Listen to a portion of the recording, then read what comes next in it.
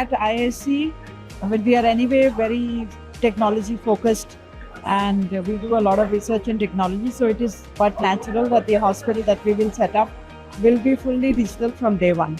So it's not just the EMR and the HI systems that we are thinking. Well, digital is a very small world. EMR is only a component of that.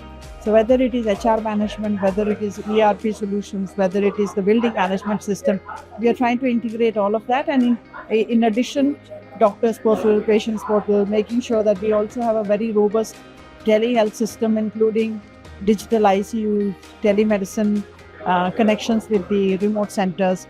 So it's, if I were to tell you, it's an entire full digital wonder, completely. So it's, yes, it is completely paperless, except for statutory requirements that there would be. But the aim is not just being paper-free. Aim is actually to enhance the experience of the healthcare provider as well as the healthcare seeker. That is the purpose. The purpose is not that I will be paper-free or I will be, doing EMR. That's not the purpose. It is about using technology to make our lives better. And that's what it is.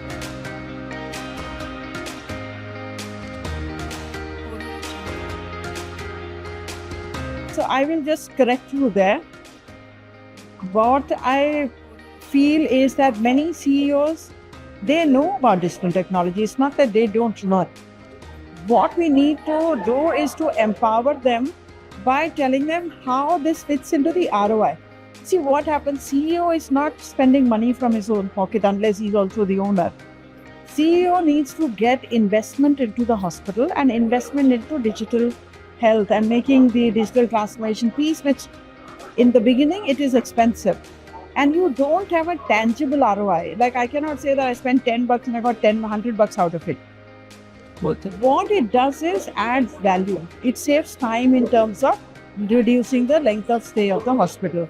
It saves time by enhancing patient safety.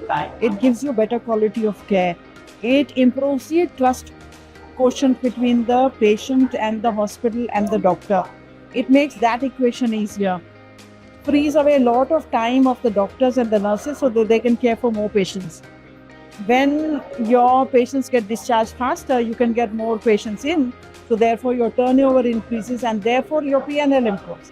But this is not something that I can say that because this technology has happened, 10 patients have come extra. So it is about saying that there is a value in it. So you cannot put money to a value. So that is what I wanted to say, that if there is some objective method of helping the CEOs in the language of value creation to ROI kind of, language, so that they can tell their investor that, hey, look, this is what I'm doing. And the larger hospitals and people with experience in having used digital technology can probably create some tools. That's what I think. And the way that we need to talk about it.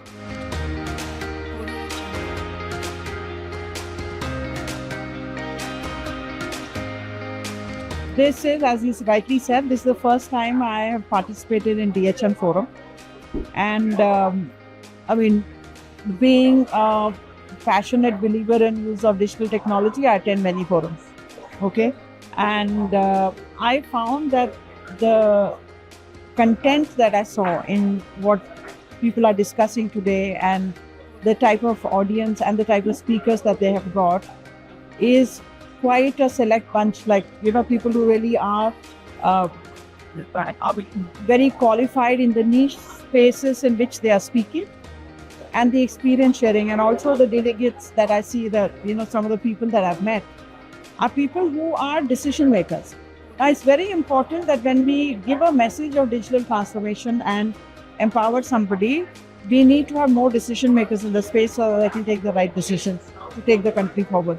So I'm quite impressed by the whole turnout, and the bit that was shared about the roadmap that DHN has, and especially the piece that impressed me most is the digital health marketplace, that is not the DHP. That has been one big gap in the whole space because nobody knows. So if I'm in tier 1 or a tier 3 or a tier 4 town in India, if I decide to take the digital journey, I don't have a menu from which to choose, right? So I need to have the menu, and I must have the menu that tells me that, okay, if you're a vegetarian, this is this. If you're a non-veg, this is. So if you're a single patient, clinician-driven private clinic, this is the solution for your need. If you are an enterprise class hospital with a chain of 10 hospitals or 50 hospitals or whatever, or if you have a diagnostic chain, this is your solution. Because just as diverse as the healthcare industry is, the needs are diverse, and the people who have devised or made digital health solutions are also diverse. Somebody's got a patient feedback solution, somebody's got a doctor portal, somebody's got a finance model, somebody's got an improvement middle. But everybody has different needs. And then they have to see what is their bare minimum need.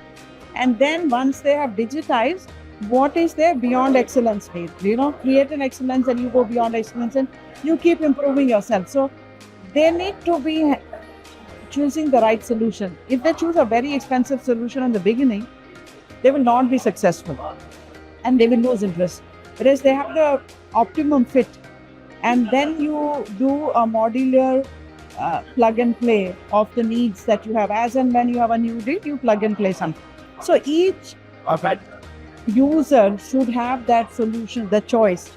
And the knowledge of what is available in the market is not there today. So I am very happy that this marketplace is going to get developed. Just like a supermarket of digital goods in healthcare. I'm very happy to see that. Thank you. Thank you. Thank you for having me here. Thank you.